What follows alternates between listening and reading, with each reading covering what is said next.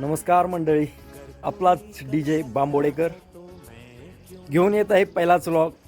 तुमच्या सर्वांच्या प्रेमाची आतुरतेने वाट पाहत आहे. सर्वांनी सबस्क्राईब करा, चॅनलला लाईक करा, शेअर करा.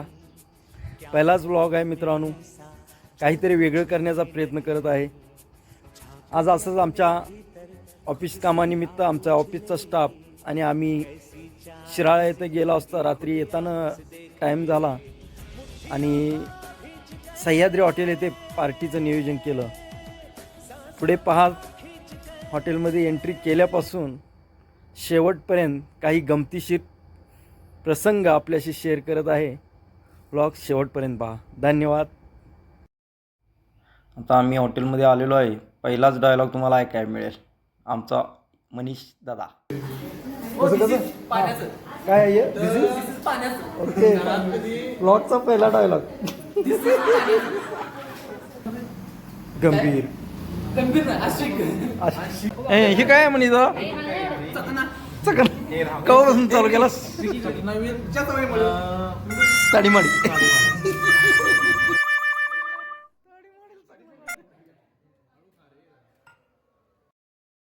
या ठिकाणी आमचे दिग्विजय शिंदे यांनी स्टार्टर म्हणून आपलं काहीतरी पापड मागवलेलं.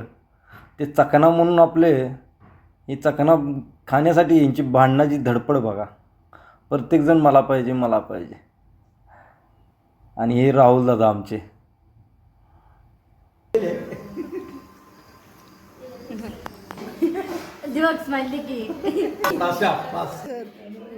आणि इकडं आमच्या शिराळा ऑफिसच्या धस मॅडम आणि प्रतिभा भोपळे गंभीर विषयावर चर्चा करत असताना,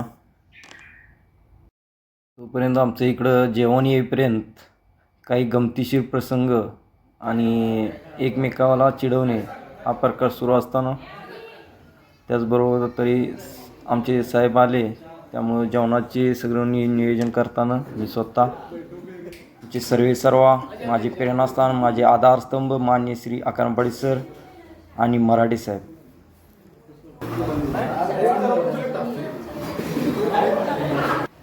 प्रतिभा दिदीचं वेगळं, हिला वाटलं मी व्हिडिओ कॉल कोणाला तर केलाय. कोण आहे, कोणासंग बोलताय? कॅरम खेळण्यासाठी. आता आपण कॅरम खेळणार आहे.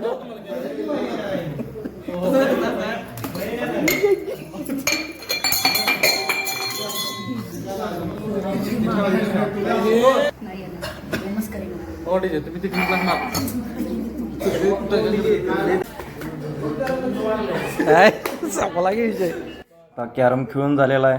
आता जेवण आलेलं आहे. प्रत्येकाची रिॲक्शन बघा, कोणाला किती आवडलं. आमच्या या गमतीशीर पार्टीचं आज नियोजन खास शिराळा ऑफिसचे धस मॅडम धस सर यांनी केलं होतं. त्यांचे मनपूर्वक धन्यवाद. ही रिॲक्शन बघा, नाही तेच कळे ना. या ठिकाणी जेवण सुरू असताना खूप असा मजेशीर एक जोक झालेला. त्या जोकवर हसताना आमचे ऑफिसची सोनाली दिदी, प्रतिभा दिदी, त्यानंतर हे मराठी साहेब. मराठी साहेब हे असे व्यक्तिमत्व आहे, जेवढं रागीट आहे तेवढंच कॉमेडी पण व्यक्तिमत्व आहे. पुढे कॉमेडी पहा किती होते.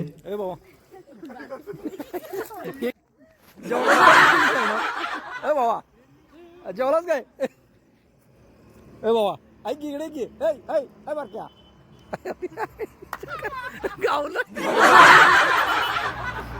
आम्ही घरी चाललेलो तोपर्यंत हा आशिक बघा फोटो काढा.